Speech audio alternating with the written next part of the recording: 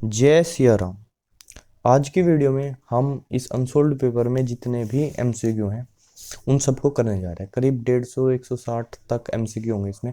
और अगर आप ये बहुत अच्छे से समझ लेते हो ना, पूरी वीडियो को ध्यान से देखते हो, तो यकीन मानो पूरी फिजिक्स का एक बढ़िया सा रिवीजन हो जाएगा।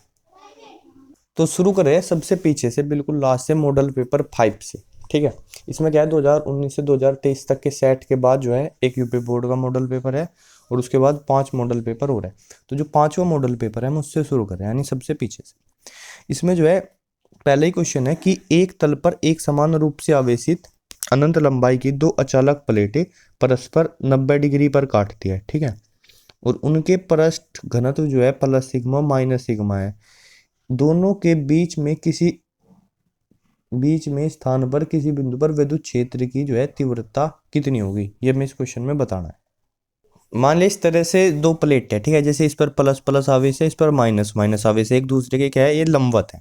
इनके बीच में अगर कोई भी बिंदु लूँ मैं, ये बिंदु लिया, तो इस प्लस वाले की वजह से विद्युत क्षेत्र तो कैसे होता है, ऐसे इधर की तरफ को होता है, तो इस बिंदु पर इसकी वजह से विद्युत क्षेत्र ऐसा होगा कुछ। ठीक है, और माइनस वाले की कारण विद्युत क्षेत्र उसके खुद की ओर होता है ऐसे।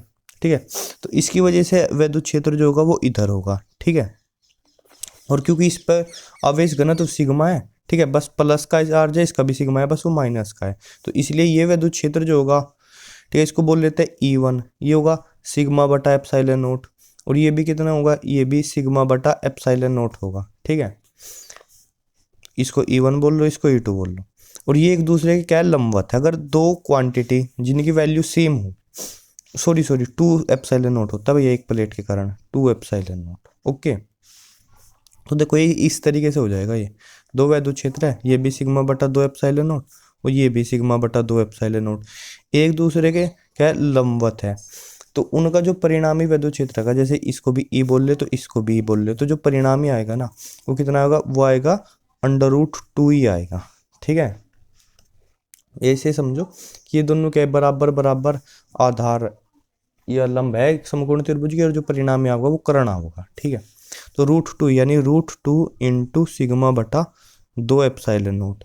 इस √2 से 2 कट के यहाँ √2 बच जाएगा, यानी बचेगा सिग्मा बटा √2 एप्सिलॉन नोट। ठीक है, ये एक चीज़ आप ध्यान रखना, अगर कोई भी ऐसे समकोण त्रिभुज हैं, अगर ये ए हो ये ए हो, तो जो तीसरी भुजा आती है ना वो आती है √2a। ठीक है, और दो सदिशों को भी जब हम जोड़ते हैं ना, तो अगर उसके जो वेक्टर है उनको हम उसके आधार लंब मानने, अगर 90 डिग्री का कोण है, तो जो परिणाम आएगा वो कर्ण होगा। ठीक है, तो दिस इज अवर आंसर, विद्युत क्षेत्र ऑप्शन नंबर ए ही है। नेक्स्ट क्वेश्चन देखे तो कह रहा कि जब एक कुंडली में 3 गुणा 10 की पावर -2 सेकंड में जो धारा है वो 8 एम्पियर से 2 एम्पियर तक परिवर्तित होती है, तो कुंडली में 2 वोल्ट विद्युत वाहक बल प्रेरित होता है। तो क्या बताना भाई, तो उसका वो बताना होगा स्वप्रेरक कुंडली का स्वप्रेरक कितना होगा। ठीक है, तो वो निकालते हैं। चलो देखो, कुंडली के स्वप्रेरक का फॉर्मूला L बराबर प्रेरित विद्युत वाहक बल अपॉन DI/dt। ठीक है, यह है धारा परिवर्तन की दर। ओके, तो प्रेरित विद्युत वाहक बल तो कितना है, 2 वोल्ट है, और बटे धारा में परिवर्तन कितना है, 8 से 2 एम्पियर हुई है, मतलब परिवर्तन कितने का, 6 एम्पियर का है, और 3 गुणा 10 की पावर -2 सेकंड में। ठीक है, यानी 6 और बटे 3 गुणा 10 की पावर -2। ठीक है, देखो इसको ऊपर ले जाते हैं, तो जगह 2 3 6 गुणा 10 की पावर -2 और बटे नीचे भी 6, यानी 10 की पावर -2 हेनरी। ठीक है, इसको हम लिख सकते हैं 10 गुणा 10 की पावर -3 हेनरी, -3 हेनरी, यानी कि 10 मिली हेनरी, ऐसे लिख सकते हैं। तो आंसर भी क्या है इसका, 10 मिली हेनरी। ठीक है, अगला है धारामापी से बने एक एमीटर में मुख्य धारा की 5% धारा जो है धारामापी में इससे जाती है, तो यदि धारामापी का प्रतिरोध G है तो आवश्यक शंट का प्रतिरोध कितना होगा। देखो, तो शंट होता है धारामापी को मीटर में बनाने के लिए तो वो धारा मापी के क्या होता है, समांतर क्रम में ऐसे जोड़ा जाता है। ठीक है, मान लिया ये उसका प्रतिरोध है R। तो देखते हैं, इसमें कह रहा है कि जब धारा आ रही है तो इसमें धारा जा रही है 5%। ठीक है, इसमें धारा कितनी जा रही है 5%, और इसमें को जा रही है कितनी 95%। तो देखो धारा का अनुपात कितना हो जाएगा, इसमें धारा का अनुपात हो जाएगा 5% रेशियो 95%। इसे काटे तो हो जाएगा 1:19। ठीक है, 19। यानी जो धारा का अनुपात है वो कितना है, 1 इसमें धारा जा रही है तो इसमें 19 धारा जा रही है। तो प्रतिरोध जो होता है वो धारा का उल्टा होता है। ठीक है, आई अनुक्रम बराबर क्या होता है V/R। तो आई जो है व्युत्क्रमानुपात है R के, तो प्रतिरोध का अनुपात हो जाएगा 19:1। इधर ये क्या गैल्वेनोमीटर है और इधर है शंट, इनका प्रतिरोध क्या है 19:1 में है। ठीक है, और अगर गैल्वेनोमीटर का प्रतिरोध G है तो इसका प्रतिरोध क्या हो जाएगा, अगर ये इसकी वैल्यू 19 है तो एक की वैल्यू कितनी आएगी, G/19 आएगी। ठीक है, G/19, तो इसका प्रतिरोध हो जाएगा G/19 ओम। G/19 समझ रहे हैं ना। ये देखो प्रतिरोध अगर इसका 19 है, इसका कितना है 1 है, अगर इसका प्रतिरोध 1 है तो इसका कितना हो जाएगा 1/19 हो जाएगा, और इसका अगर G है तो इसका G/19 हो जाएगा। अगला है गोलीय उत्तल पृष्ठ के लिए अपवर्तन का सूत्र है। गोलीय उत्तल पृष्ठ के लिए अपवर्तन का क्या सूत्र होगा, तो भाई देखो इधर R² हो रहा है, R² नहीं होता, N2/V माइनस N1/U बराबर N2 माइनस N1/R, यही होता है ये वाला, तो यही सही है। अगला देखो, अगला कह रहा है एक अर्धचालक में इलेक्ट्रॉन व कोटर धारा का जो अनुपात है वो 7/4 है। ठीक है, और इलेक्ट्रॉनों व कोटरों का अनुगमन वेग का अनुपात 5/4 है। तो इलेक्ट्रॉनों व कोटरों की सांद्रता का अनुपात बताइए, सांद्रता का अनुपात क्या होगा। देखो धारा और अनुगमन वेग में संबंध होता है I बराबर, क्लियर हो भाई, NEA और VD, ये संबंध होता है। ठीक है, इलेक्ट्रॉन धारा के लिए अलग करते हैं, तो इलेक्ट्रॉन धारा को IE से रिप्रेजेंट कर देते हैं। NE हो जाएगा यहाँ पर इलेक्ट्रॉनों की संख्या। ठीक है, और ये E तो होता है इलेक्ट्रॉन का आवेश, वो तो सेम रहेगा, पर क्षेत्रफल सेम रहेगा। और VD के बाद भी E लगा देते हैं, वो क्या हो जाएगा इलेक्ट्रॉनों का अनुगमन वेग हो जाएगा। ठीक है, ऐसे ही होल्स के लिए भी लिखेंगे I बराबर NEA VD, तो ये इसको होल धारा हो जाएगी IH। ठीक है, और इसके नीचे भी H लगा देंगे, होलों की जो सांद्रता है वो जाएगी, और VDH होलों का अनुगमन वेग। ठीक है, और इन दोनों का अनुपात दिया है मेरे को। ठीक है, तो इससे इसको डिवाइड कर देते हैं, E से तो E कट जाएगा, A से A कट जाएगा। ठीक है, इलेक्ट्रॉन धारा और होल धारा का जो अनुपात है वो कितना दिया था, वो अगर आपको याद हो तो कहाँ है भाई, 7/4 है। ठीक है, तो यहाँ तो रख देंगे हम 7/4। ठीक है, बराबर इनका जो संख्या का अनुपात मुझे निकालना ही है, NE/NH, ये तो निकालना ही है। अनुगमन वेग का अनुपात है 5/4, तो 5/4 ये होगा। 4 से तो 4 कैंसिल हो जाएगा। ठीक है, 5 इधर डिवाइड में चलेगा, 7/5 बराबर बचा NE/NH, यानी इलेक्ट्रॉनों की जो सांद्रता है और कोटरों की सांद्रता है उसका अनुपात कितना आ गया, 7/5 आ गया, 7/5। तो इसका उत्तर हो जाएगा 7/5।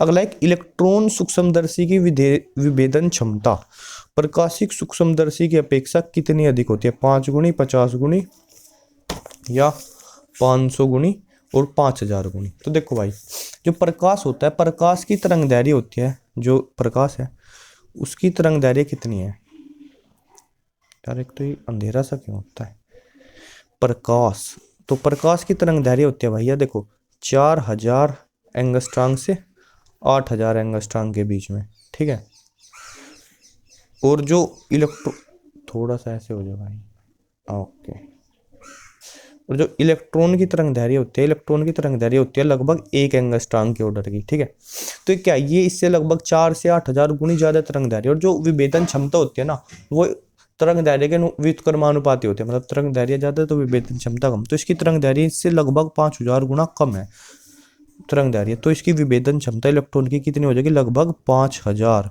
जो 4 से 8 5000 में ही आएगी ना वैल्यू, 500 तो नहीं कह सकते हम, तो 5000 गुनी लगभग ज़्यादा हो जाएगा। ठीक है, तो इसका आंसर हो जाएगा 5000 गुना। अगले वाला है, एक इलेक्ट्रॉन वृत्ताकार कक्षा में इतने चक्कर 6 × 10⁻15 प्रति सेकंड की दर से घूमता है, तो लूप में धारा प्रवाहित कितनी होगी। ठीक है, तो देखो धारा का फॉर्मूला हम लगाते हैं, I बराबर Q/T। ठीक है, और Q की जगह हम लिख देते हैं Ne, इलेक्ट्रॉनों की संख्या और गुणा इलेक्ट्रॉन का आवेश है Ne/T। तो यहाँ पर N की वैल्यू इलेक्ट्रॉनों की संख्या के साथ साथ क्या हो सकती है, इलेक्ट्रॉन एक सेकंड में कितने चक्कर लगा रहा है, ठीक है, वो भी हो सकती है, तो वो लिख देते हैं। वो कितनी है, 6 × 10⁻15। और इलेक्ट्रॉन का आवेश कितना होता है, 1.6 × 10⁻−19। ठीक है, और समय तो एक सेकंड में ही लगा रहा है वो इतने चक्कर, तो इतनी एम्पियर की धारा हो जाएगी। तो ये हो जाएगा 16×6 = 9.6 × 10⁻⁻4 बचेगी, 15 में से -19 आ गया एम्पियर। ठीक है, इसको मैं 0.96 × 10⁻³ एम्पियर भी कर सकता हूँ। पॉइंट इधर से इधर जाएगा तो 1 प्लस की पावर आएगी, -4 + 1 -3, या फिर 0.96 मिली एम्पियर, ये हो जाएगी धारा। तो पहले वाले का तो आंसर ये हो जाएगा 0.96 मिली एम्पियर। दूसरा है, एक 20 वोल्ट के प्रत्यावर्ती धारा स्रोत LR श्रेणी परिपथ में लगाया गया है। यदि R के सिरों के बीच विभवांतर 12 वोल्ट हो तो L के सिरों के बीच विभवांतर क्या होगा। तो देखो भाई, फॉर्मूला होता है V जो लगाया गया है उसका स्क्वायर बराबर VL square plus VR square. ये फॉर्मूला याद रखना है। 20 का स्क्वायर बराबर VL का स्क्वायर प्लस 12 का स्क्वायर। ठीक है, ये है 400, ठीक है, बराबर VL स्क्वायर प्लस 144, इधर घटा में जाएगा तो 256 बराबर VL स्क्वायर, या 16 बराबर हो जाएगा VL। ठीक है, अंडर रूट लेंगे जब दोनों साइड, तो वो कितना आ जाएगा, 16 वोल्ट आ जाएगा, 16 वोल्ट। अगला, एक सीधे तार की लंबाई π² मीटर है। ठीक है, इसके द्वारा प्रवाहित धारा, इसमें जो है प्रवाहित धारा 2 एम्पियर है। इससे 1 सेंटीमीटर की दूरी पर चुंबकीय क्षेत्र मापा गया। फिर इस तार को मोड़कर वृत्ताकार कुंडली बना दी जाए तथा वृत्त के केंद्र पर चुंबकीय क्षेत्र की माप की गई है, तब इन दोनों चुंबकीय क्षेत्रों का अनुपात कितना होगा। ठीक है, ये निकालना है। तो पहले तो क्या है, ये तार है ऐसे, और इससे 1 सेंटीमीटर इसकी जो लंबाई है वो है π²। ठीक है, इससे 1 सेंटीमीटर दूरी पर 2 एम्पियर की धारा जा रही है। चुंबकीय क्षेत्र भी होता है μ0/2π और I/R। ठीक है, ये फॉर्मूला लगाएंगे। μ0/2π की वैल्यू 2 × 10⁻⁻7, I है 2 एम्पियर और दूरी है 1 सेंटीमीटर यानी 10⁻⁻2 मीटर। तो 2 दूनी 4 और ये हो जाएगा ऊपर जाके 10⁻⁻5 टेस्ला, ये हो जाएगा चुंबकीय क्षेत्र। अब इसी का क्या बना दिया, एक वृत्ताकार कुंडली बना दी। देखो, वृत्त की परिधि होती है 2πr। ठीक है, तो 2πr इसकी वैल्यू कितनी है, π²। तार की लंबाई π² है तो पाई से पाई कटेगी। r कितना हो जाएगा, r बराबर हो जाएगा π/2, ये 2 डिवाइड में गया, r बराबर होगा π/2। और कुंडली के केंद्र पर चुंबकीय क्षेत्र होता है B बराबर μ0I/2r। ठीक है, 2r होता है, r की वैल्यू है, r की वैल्यू है π/2, r की वैल्यू π/2 है, तो इस 2 से तो 2 कटेगा, तो μ0/π इसकी वैल्यू हो जाएगी 4 × 10⁻⁻7, ये हो जाएगी। μ0 की 4π होती है ना, और गुणा धारा की वैल्यू कितनी है, 2 एम्पियर है, 2, तो कितना हो जाएगा 8 × 10⁻⁻7। ठीक है, हमें बताना था ये इसका कितने गुना है, तो इससे इसको भाग दे देते हैं, यानी इसको भाग देते हैं 8 × 10⁻⁻7 से, तो ये कट के इधर बचा 2, और ये 10⁻5 ऊपर चले जाएंगे, 7 में से 5 गई 2, यानी 100/2, यानी कितना हो गया 50/1, यानी जो इनका अनुपात है चुंबकीय क्षेत्र का वो है 50:1। तो इसका उत्तर क्या हो जाएगा, ये हो जाएगा 50:1। अगला है, हाइड्रोजन परमाणु के भूतल ऊर्जा स्तर का मतलब ग्राउंड लेवल, यानी जब n बराबर 1 लेना है, n बराबर 1 इलेक्ट्रॉन का कोणीय संवेग होता है। कोणीय संवेग का फॉर्मूला होता है L बराबर NH/2π, और अगर n की वैल्यू 1 रख देंगे तो L कितना बचेगा, H/2π हो जाएगा, H/2π। पीएन संधि के अवशय क्षेत्र में होते हैं। अवशय क्षेत्र में कोई आवेश वाहक नहीं होता, तो केवल इलेक्ट्रॉन नहीं, केवल क्वार्टर नहीं, कुछ नहीं, इलेक्ट्रॉन व क्वार्टर दोनों ही नहीं होते, केवल अगतिशील आयन होते हैं। यानी कह रही अगर समान गतिज ऊर्जा वाले विभिन्न कणों की देवरोगली तरंगदैर्घ्य लैम्बडा हो तो कण के द्रव्यमान पर कैसे निर्भर करेगी। तो देखो जिनकी गतिज ऊर्जा समान हो तो लैम्बडा बराबर होता है h/√2m k, ये होता है। यानी लैम्बडा प्रोपोर्शनल किसके, 1/√m के। ठीक है, यानी लैम्बडा अनुक्रमानुपाती m की पावर -1/2 के। डी ऑप्शन सही है। ये फॉर्मूला होता है, याद रखना। तो हो गए इसके तो सारे। अपने नेक्स्ट मॉडल पेपर ये रहा।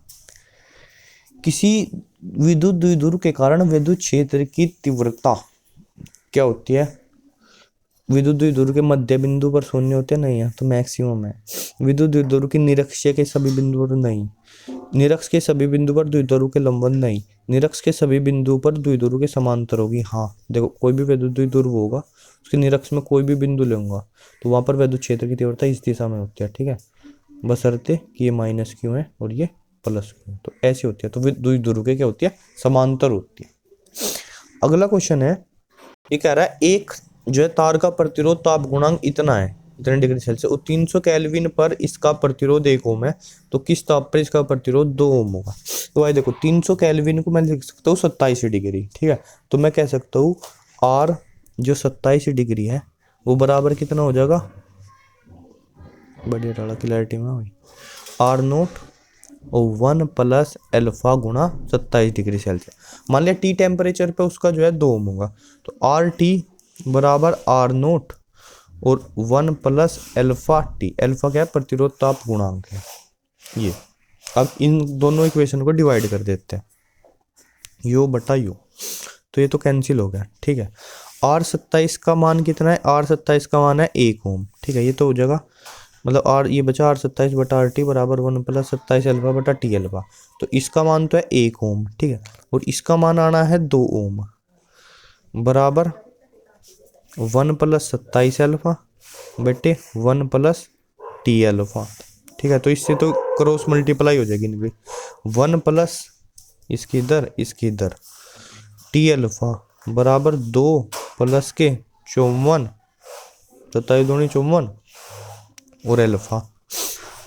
ठीक है, तो टी की वैल्यू ये 1 जो इधर घटा में चले जाएगा, टी अल्फा बराबर हो जाएगा 1 प्लस के 54 गुणा अल्फा। ठीक है, और जो है टी बराबर कितना आ जाएगा, 1/अल्फा और प्लस के 54 अल्फा और बटा अल्फा से अल्फा कट गया, यानी टी बराबर हो जाएगा 1/अल्फा प्लस 54।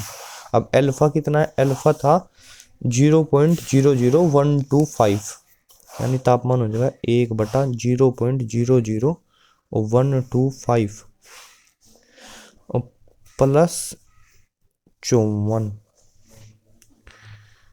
इसको ऐसे लिखना पड़ेगा कि भाई ऊपर 1 2 3 4 5 5 जीरो चली जाओगी, 1 2 3 4 5, और इसको लिख देंगे हम 125 प्लस के 54।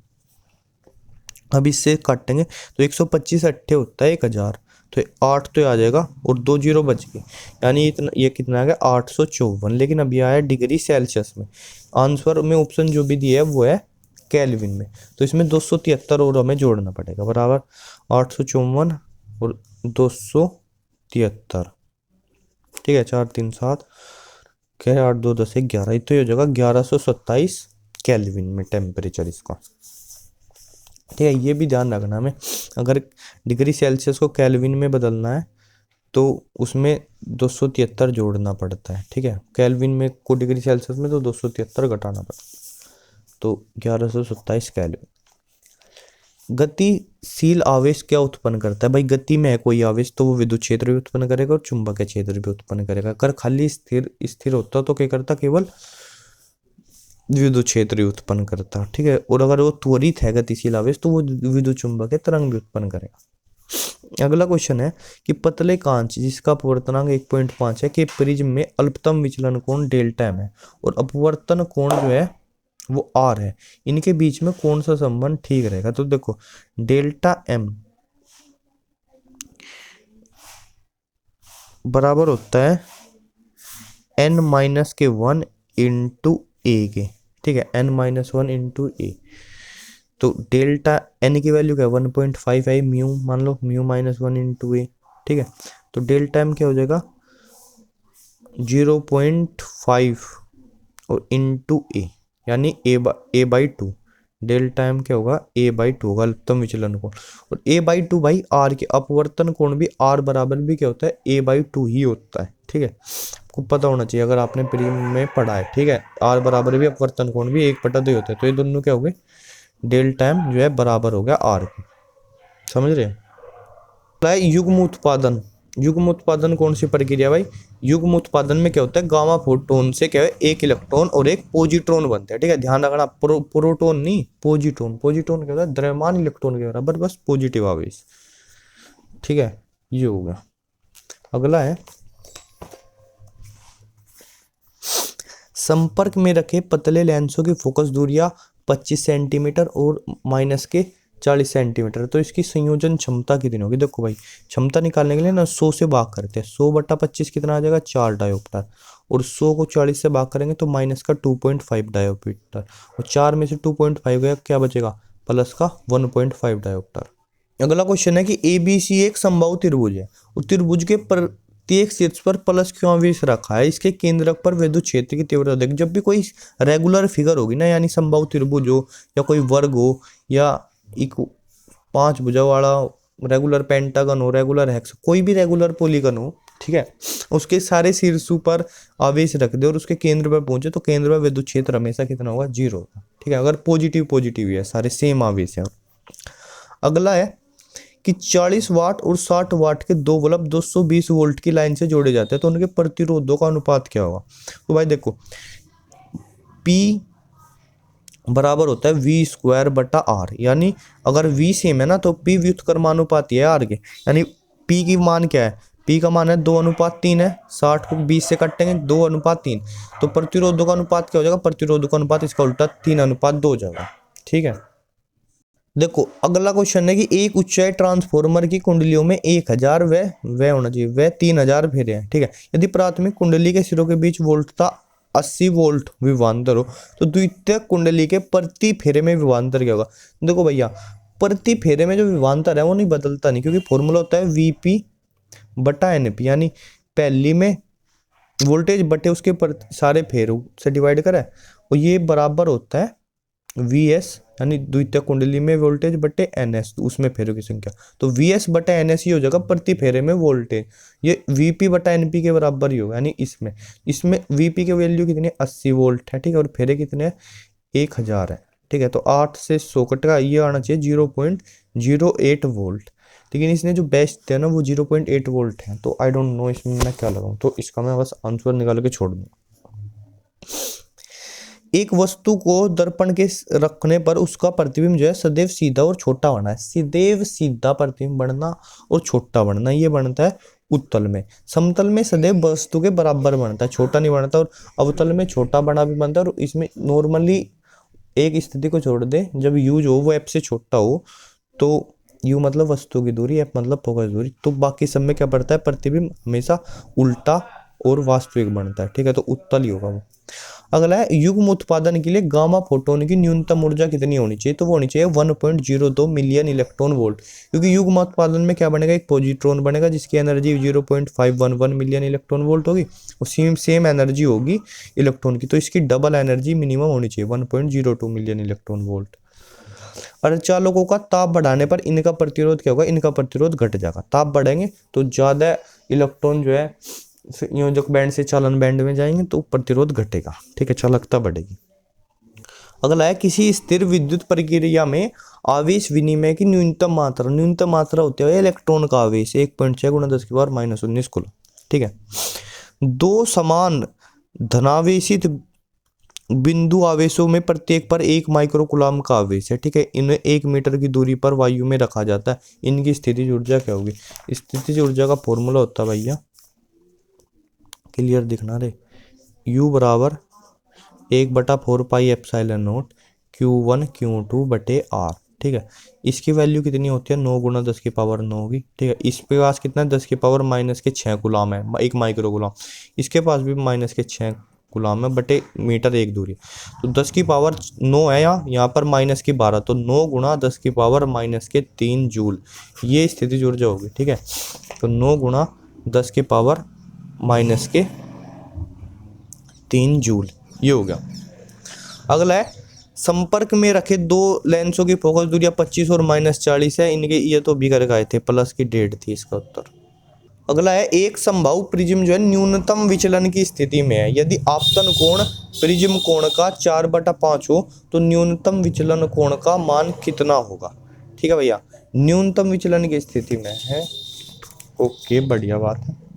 तो देखो भाई, देखो समबाहु प्रिज्म में कह रहा है, समबाहु प्रिज्म में जो होता है प्रिज्म कोण तो होता है 60 डिग्री। ठीक है, और आपतन कोण कितना है उसका 4/5 है, यानी कि आपतन कोण कितना है, आई बराबर है 60 गुणा 4/5, 12 चौक 48 डिग्री है। ठीक है, और आपतन कोण का मान होता है आई बराबर डेल्टा एम प्लस ए बटा 2। ठीक है, अल्पतम विचलन कोण प्लस प्रिज्म कोण बटा 2, 2 की दर गुणा होगी, 48 दूनी हो जाएगा 96 बराबर डेल्टा एम निकालना है, ए कितना है 60 है, 60 घटेगा 96 में, तो 60 घटेगा डेल्टा एम आ जाएगा 36, तो होगा 36 डिग्री।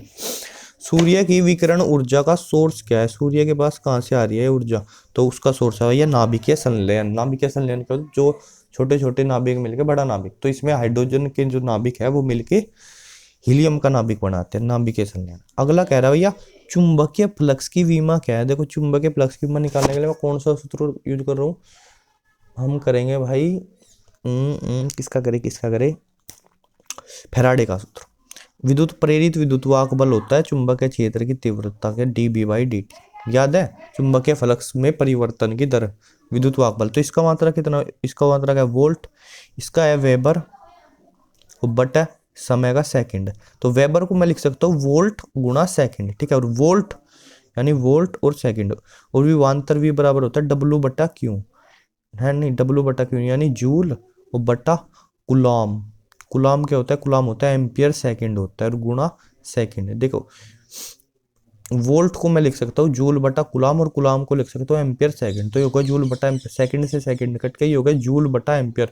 और जूल की तो भैया विमा आपको ध्यान रखनी चाहिए, वो होती है ml की 2 और t की -2, और बटे एम्पियर है वो ऊपर जाएगा -1, तो ml की 2 t की -2 a -1, ये होगी भाई चुंबकीय फ्लक्स की विमा। समझ गए। एक हम सोच रहा हूँ मैं एक वीडियो भी बनाने की जिसमें सिर्फ मात्रक विमा और सारे फॉर्मूले हो फिजिक्स के, तो कमेंट में बताओ अगर बनानी हो। तो भाई ये मॉडल पेपर हो गया यहाँ तक ख़त्म।